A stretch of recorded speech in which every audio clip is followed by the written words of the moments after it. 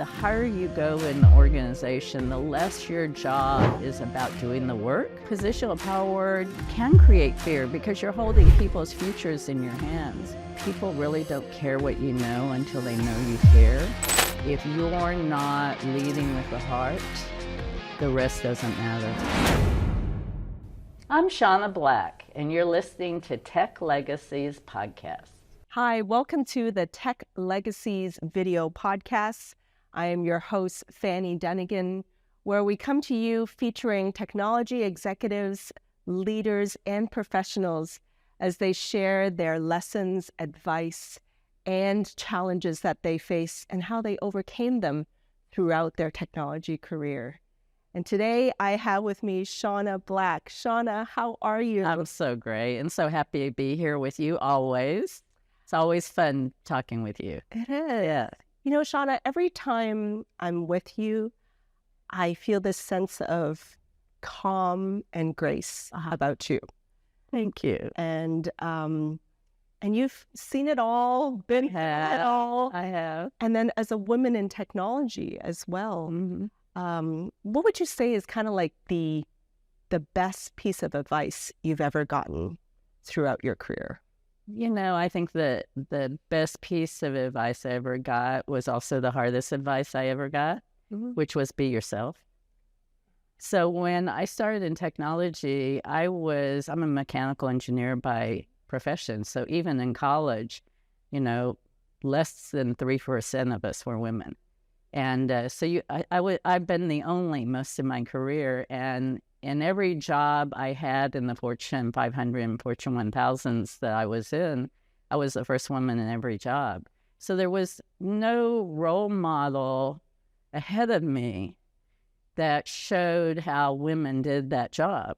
And when I entered technology, it was very much a hierarchical command and control, directive, power of position place. And fear. Yeah, I think there was, when you use power over people, even if you don't intend to, positional power can create fear because you're holding people's futures in your hands. And, I entered that environment and it just didn't fit with me. I had spent my first part of my career as a high school teacher, where it's really about serving and growing people. And I came from parents who believed leadership was serving others. And they modeled it not only in our home, but in our church, in our community. They were volunteers all their lives besides being, working people. And so I came into this environment where as I got promoted, I was supposed to direct. And it just didn't fit who I was. And I think it also doesn't fit a lot of how we women operate. We tend to be our systems. I try not to use female versus male because I don't try not to be gender. I think we both have male and female halves. I do too. The yin and the yang. I like to call it the divine goddess and the warrior. We all have those parts. But I think even today in the workplace, the warrior part is emphasized. And but we're goddesses, and we tend to do things very collaborative, in a collaborative, flat way, in a teaming way. And as I start being in leadership positions, it just didn't feel right to do it the way it was being modeled to me. And it wasn't fun for me. And so fairly early on, I realized if I was going to stay in this industry, I had to do it my way.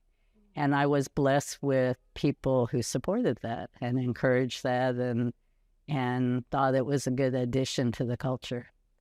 And where do you find the courage and drive to do something that's never been done before? Maybe it was in some ways just blatant innocence. I don't know. I was raised with, I'm pretty whole brain. I was always good at math and science, but I love literature and writing. And my dad was a geophysicist. My mom had a nursing background, so it was a mixture of, science and service, left right? and right brain. And I think one of the things that helped is I spent all my high school years in Sydney, Australia. My dad worked for oil companies, and we got transferred there. And that's the British school system. So I was in all-girls schools. And I think there's something about single-gender schools. You are the leader. I wasn't competing with any boys for leadership positions. I was a leader. I was class leader. I was team leader. We could be the brightest girl in the science and math class, right? And it's interesting because I think it started there. I think it started there that it was okay to be those things. And then after I left that environment and went into engineering school, was really the first time I got the message, girls don't belong here. But I think by 18, it was already too embedded in me. It was entrenched. Yeah. And I had parents who said, do whatever you want, right? Yeah. So again, they were about serving and supporting me. So was there a certain low point in your career that you hit? And then how did you get yourself out of it, and any lessons you learned along the way? Yeah. So I had been, I made VP at Texas Instruments in 10 years. And it was really two factors. One, I was in the right place at the right time. The culture was changing. And two, a VP had sort of began sponsoring me because he realized before I did that I was really good at cleaning up messes. And so he started moving me to his messes. And at that beginning, I thought that somehow I was being punished a little bit. I didn't really understand what he was doing because I'd go into a mess and we would clean it up and fix it and turn it around in 2 years. I'd be sitting back to enjoy it, and he moved me to another one. But it propelled my career until he moved me to working with a person that was a really bad boss. And at that time, it was okay to be abusive. It was okay to be verbally and publicly abusive. Well, I wouldn't say that, but it was allowed. Yeah. They were not the norm. They were the exceptions, but it was allowed. Or you just accept it. Yeah. And I was moved into another mess in a very big factory. And the factory manager knew that I had been moved into the mess, but I inherited all the mess. So all the frustration and anger he had about the mess was directed at me. And honestly, I didn't handle it very well at first. I took it very personally. It was the first time that I had run into corporate in that kind of really abusive behavior. And in fact, I got sick. I got about 2 months into the job, I got shingles, and it was completely from stress. And I knew it. And when I recovered from it, I realized I need help. And there was a woman that I knew. We weren't friends. She was already a VP of quality. Her name was Julie England. And she had worked with this person in different cities. She knew him really well. And I reached out to her. And that was a big deal because she was a VP. I was an VP. She didn't know me. And I was going to reach out to her and say, I'm failing here. I don't know what to do. Was that frowned upon to ask for help? Yeah, it wasn't yet done that much, right? It was before we had started forming the women's initiatives. This was probably, it was probably a couple of years before we started really actively bringing ourselves together. So we were more in silos. But I asked her to go out to lunch, and she was amazing. In fact, I'll tear up just talking about it again. And she told me exactly how this man thought. She told me exactly how to handle him. She told me exactly what would influence him. And I went back and started following her coaching. She knew him really well. And slowly by slowly, I started winning over his trust and his confidence and influence. And 2 years later, we had turned around the organization, and he told me that I was the best person in that role that he had ever worked with. And that would not have happened if I hadn't been mentored. And I think I had been mentored all through my life in different ways, but I think that was the first time I had been mentored at a time when I thought, I am going to fail. I can't figure this out. I can't figure this guy out. Nothing I do is right, you know, and she turned it all around. And so that's why me being there for other people is so important to me. Well, yeah, you're a coach and mentor to many people now, Shauna. Yeah.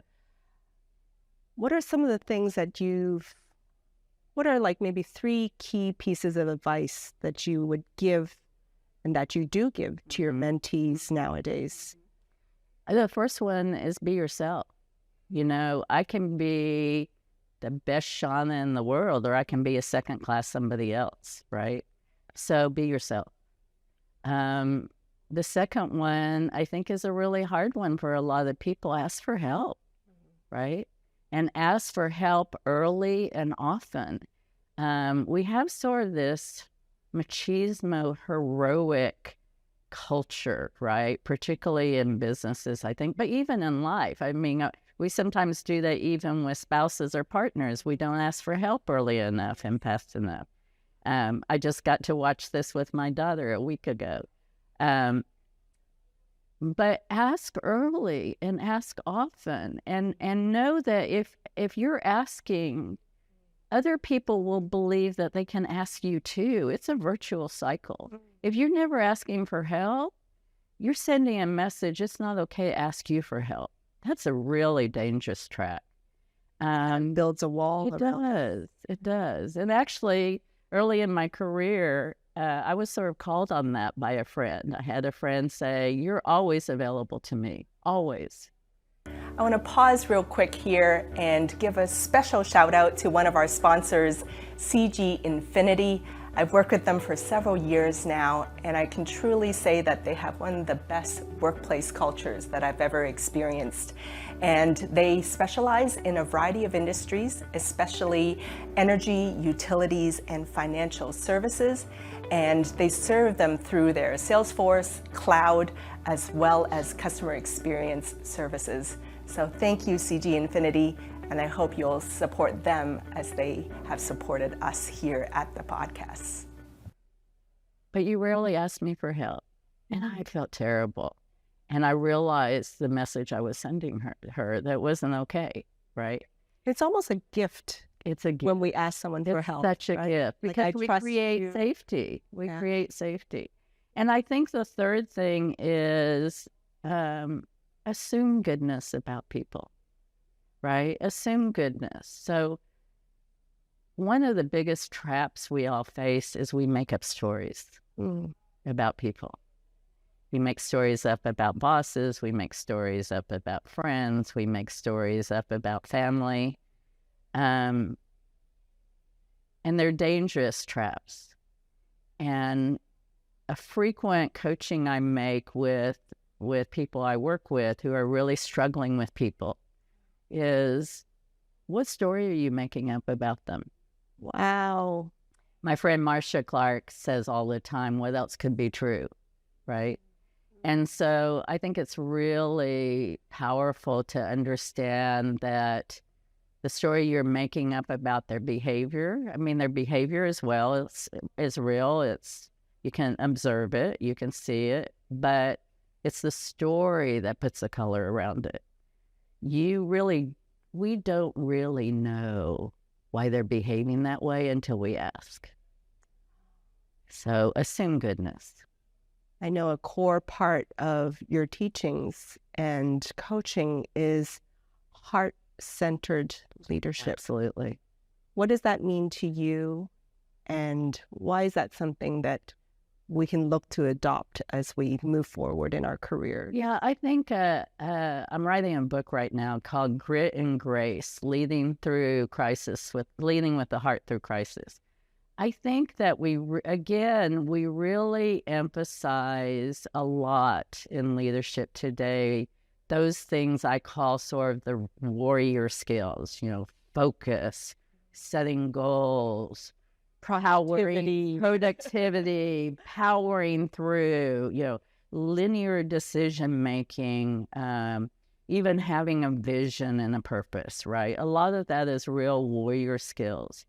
But somebody told me a long time ago, people really don't care what you know until they know you care. And I think the goddess side of us, and again, I'll remind men and women, we both have warrior and goddess. If you don't start with the heart when you're leading and serving people, remember, to me, leading is really about serving others and using your power with and for others. If you're not leading with the heart, the rest doesn't matter, because you're not engaging people. You're not inviting them to be part of it. And you're leaving a lot of talent and passion and commitment outside the door. And for some reason in our cultures, it's uncomfortable for people to talk about leading from the heart. And I'm just bringing it out of the closet. Well, I hope to change it with this podcast as well. I hope so. Because, when I see a lot of times, especially women as well, we get stuck at the mid-level of our careers because our skills, our experience solving messes gets us to the middle, right? The managerial supervisory level. And then it takes a totally different set of skills to go from mid-level to executive or senior leadership. What do you think are the turning points or those catalysts that can get us from mid to senior levels in our career? Well, I think there's a couple of things. One, there's some unconscious bias around women. And, I'll just call it out. Men get promoted on potential. Women still get promoted on performance, right? So that's why we can quickly get to mid-level, because we are really good at delivering results, right? But then you get to jobs that are less about results and more about vision and strategy and culture and taking big leaps. And we're not as good sometimes at helping people understand the potential we have for that next level. And I'll first say we're dealing with this unconscious bias. Men don't even understand that they're promoting us on different things. So we have to be able to communicate that and speak in their language. But I think the second piece that allows us is to understand that the higher you go in the organization, the less your job is about doing the work, and it's about getting work done through others. It's a whole different skill set, right? And getting work done through others requires really clear communication of vision and enrolling people in that vision and that purpose. It requires a culture that really can unleash people's potential. And it requires the presence and the confidence to leap out and take bigger risk. And women are very capable of that, but we don't always communicate that, right? It was interesting to me working in technology. Men always told me what they had done. They always told me what they had accomplished. They always told me what they were looking for in the next job. They always told me about their next promotion. Women seldom did that, because women are sort of raised to, work hard, do a good job, and wait for the invitation to the party. Waiting for the invitation. Right. Yes. Men are never waiting for the invitation. They just assume that they have to promote and help people understand what they've done so they get recognized and they get thought about the next place. So a big change that women have to make is also ask for what they want. Yes. And help people know what's the next thing that they're aiming for. I have a client right now who's already a VP, and she's told her management team that her goal is to be on the executive team. I think that's amazing. Love that boldness. Yes. And it was well received. Yeah. It was like, oh, okay. Yeah. Yeah. Ambition, like Yes. mad respect to that too. Yeah. Don't be afraid to reach. Yeah. Real quick, because I wanted to kind of talk also about the self-doubt we have as women. Because you talk about taking risks. You need to take risks to get to that next level. But then self-doubt also eats at us, right? Any advice around overcoming self-doubt or addressing it? Yeah, so again, self-doubt is always a story that we have inside of us. I call it my little Shauna. It's my little Shauna that's trying to protect me and, protect me from failure and protect me from risk. And so when I hear that voice sort of saying, be careful, maybe it's too much, whatever, I actually say, look, I know you're just trying to protect me, but I'm Big Shauna and I've got it. If that doesn't work, Me too. because lots of people call it our critical voice. I don't think it's our critical voice. I think it's our younger Shauna who's just still trying to protect us, and she's been trying to protect us all of our lives. Because we're told to be careful. Exactly. Tread softly, tread lightly. Exactly. It's all done out of love. But the problem is it shrinks us. And so I sometimes, I know this will sound funny, but sometimes I say to her, I'm okay, but this is how you can help me, right? If that doesn't work, then I pick up the phone and I call my trusted support system, either my coaches, my dear friends, my sponsors, and I speak my fear. Yeah. I think the greatest thing that keeps us small is, again, not sharing it. Everybody feels it. I mean, people talk about, women feel, some people call this the imposter syndrome, and they say women feel it more. Well, the data says no, men and women feel it both. Men just deal with it differently. Right. I think if we don't speak it out, it feels bigger. The minute I call a trusted coach or a trusted friend and I tell them what's going on, they mirror back to me my magnificence. And they're trusted. So I believe them when they say to me, oh my gosh, are you kidding? You have this. Let me tell you why, right? And that's all I need to sort of be pushed forward. And I still deal with that today. I'm now expanding my business and I'm doing it in a new way. And that bubbles up a lot. Yeah. And I've found this spring I've had to make that phone call a lot. But every time I'm sort of lifted up and I move forward. What kind of legacy do you want to leave behind, Shauna? What do you want to be remembered for? I want to be remembered for love. I want to be remembered by people that working on our team was one of the best experiences of their whole lives. It was one of the best teams they ever worked on. And because of that, their marriage was better, their home was better, their community was better, because it does. If we have a joyful work, we take that home. If we don't, we take that home. And I think the second thing I want as a legacy is that people felt seen by me and valued, loved and valued. Beautiful. Thank you so much Oh, for your it's always a time, pleasure Shauna. talking with you. Um, You make it so easy. my heart's always full after talking to you. Well, it's Really, mutual. It's really, mutual. I really. could do this with you forever. Let's do it again when your I book would love launches. to. I would love to. Grit and Grace. Grit and grace, leading with the heart. There you go, folks. So thank you for tuning in to the Tech Legacies video podcast. Be sure to like and subscribe and ring that bell if you're watching this on YouTube.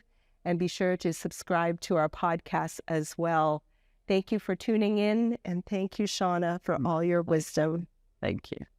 At Tech Legacies, we're all about helping technology professionals grow and succeed in their careers by sharing the advice of top technology executives. If you're looking to take your career to the next level and become a technology executive yourself, we have an exciting program to tell you about. It's called the Tech CXO Excellence Program by Tech CXO Launchpad, and they are our partners. They're offering an immersive, multimodal program developed and taught by current and former CIOs and CTOs who are passionate about building the next generation of C-suite technology executives. And you'll experience a full immersion into the C-suite world and also get to collaborate, network, and experience capstone-style projects with other professionals. And this is all while benefiting from face-to-face interactions in person with industry guest speakers. It is exclusively for a new level of C-suite executives and C-level direct reports and second directs who are earmarked for succession planning and career growth. To join their waitlist, register your interests at www.techcxolaunchpad.com. That's techcxolaunchpad.com. This program has everything you need to take your career to the next level.